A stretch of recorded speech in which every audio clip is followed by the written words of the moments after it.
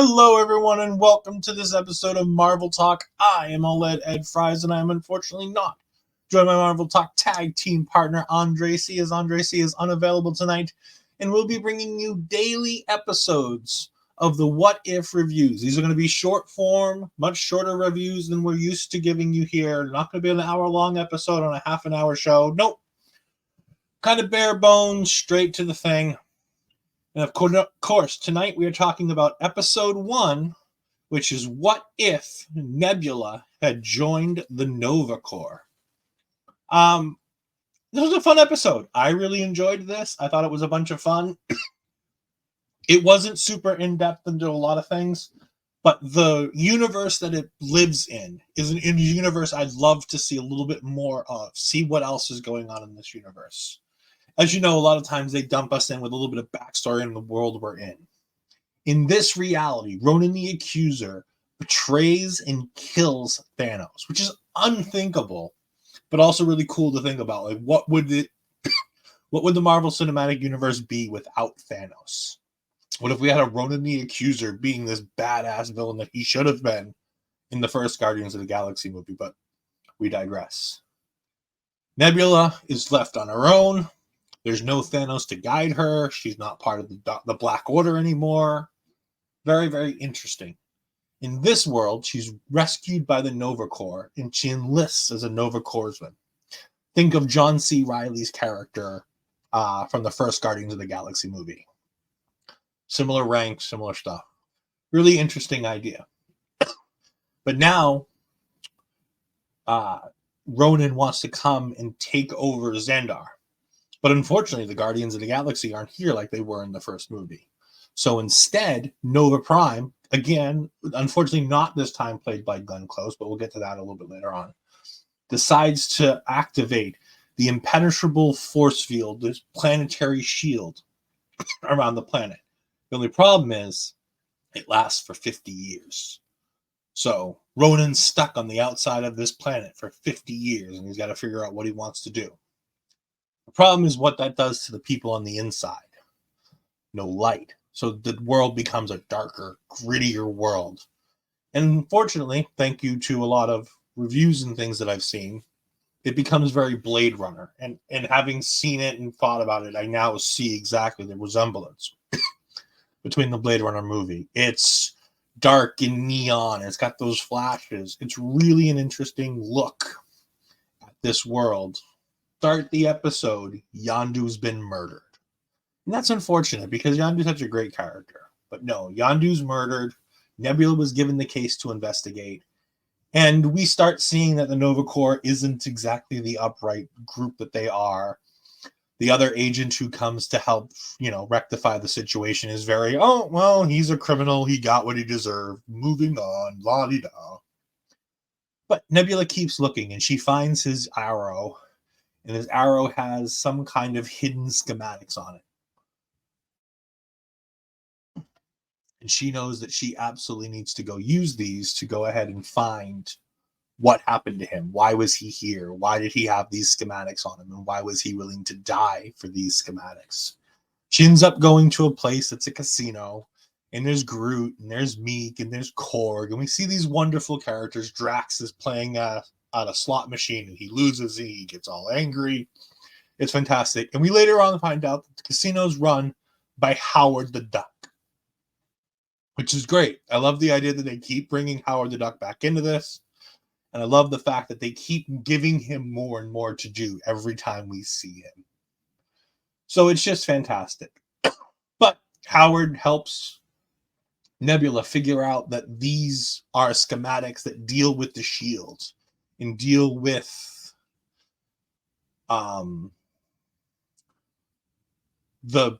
system of technology at the core of the data of the system of the world. So it's not an easily accessible place. It's hidden, which makes it interesting as to why Yondu would have it. But of course, to get here, she has to go ahead and break some rules. Well, this Nebula isn't always fond of breaking the rules. So this Nebula decides to go ahead and break some rules, and she breaks out yon-rogg, which is played by Jude Law again. The first time he's been back since 2019's Captain Marvel movie. This yon-rogg is somebody who tried to break into Xandar's files before, so he's the perfect person to help her in her mind. They go down there, and of course, he double-crosses her. Typical standard thing, but you wonder, who is he double-crossing her for? Is it for somebody else? Is it for Howard the Duck, who seems to be like a mob boss? No. We find out that Nova Prime has decided that enough's enough. It's been too long under this planetary shield, and the city's just going to hell, and she needs to figure out something to make it better. So she decides that she's going to go ahead and open the planetary shield and just surrender to Ronan. But she's not just going to surrender and give herself up. She's going to be able to keep power so that she doesn't have to worry about anything else going on. She can go ahead and just keep her power, keep her position. And she's just a nasty character in this. Which leads to them trying to kill Nebula, which leads to Nebula finally finding her way back to Howard and group. And after some convincing, they go ahead and agree to help her, and they go in there and they take down the Nova Corps. Nebula triple-crossed them, kind of like in the episode last year with the Black Panther episode, where it was a triple cross. Yeah, it was a triple cross. When she downloaded the schematics into her brain from the data core, before yon-rogg stole them from her brain, she had changed them slightly so that she could make sure that she could reclose it. So as soon as the planetary shield started to open, Ronan started to come through. Then she closed the planetary shield on him, which destroyed his ship. We don't know what happens to him, but it destroys the ship, so he can't do it. In the end, the good guys prevail. The good guys win. It's a fun, happy story. We see the light on Xandar again. And all in all, it's not bad. It's a good thing. It's a nice little episode. Nothing drastic happens like some of the other ones from last year. There were more very exciting episodes. It's a bit boring in that respect. But it's a nice half an hour of television. It would have been nice to see a little bit more of this, to see what happened before, to see what happens after, where the rest of the things happen in this world. But that's not what What If is. What If is these small glances into different portions of the Marvel Cinematic Universe that could happen if things had been done differently. The cast here is obviously fantastic. We have Jeffrey Wright as the Watcher. Karen Gillan comes back as Nebula. Jude Law playing yon-rogg. Michael Rooker, in the small appearances that he is, plays Yondu again. Seth Green is still Howard the Duck. Taika Waititi is Korg. Just fantastic stuff. The only problem is we do have a recast of Groot. Groot is not played by Vin Diesel in this. He's played by Fred Teresi. And of course, Julian Grossman comes in to play the Glenn Close character, which again is usual from What If. They don't always get everybody, but they try their best.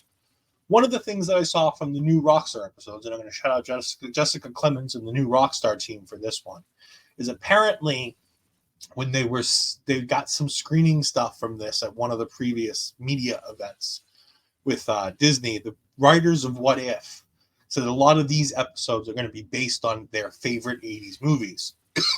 We can already see some of that. The Christmas episode that's going to be coming up seems a little bit like a Die Hard. There's a Mad Max inspired episode coming up. So we can see that there's definitely some 80s influences. This one is obviously influenced by the 1980s movie Blade Runner. So it's very interesting to see what they do, where they go from here, and what goes on. Again, make sure that you keep it tuned right here to Marvel Talk, as every day we're going to have another short form review. Tomorrow's review, December 23rd, What If Peter Quill Attacked Earth's Mightiest Heroes? So we're going to see a version of the Avengers taking on Peter Quill. You can go ahead and find me and all my fun stuff right here at Twitter at edfries12584. You can find me on Twitch at twitch.tv/edfries2002. That's for all my gaming content and my content for all the things that do it here at our local establishment live go on, whether it be live episodes of Marvel Talk, where we just did an MCU Rebound episode for Iron Man. can be found there. All my episodes of Taking Over can be found there. So definitely go ahead and take a look. And we'll see you next time. Goodbye.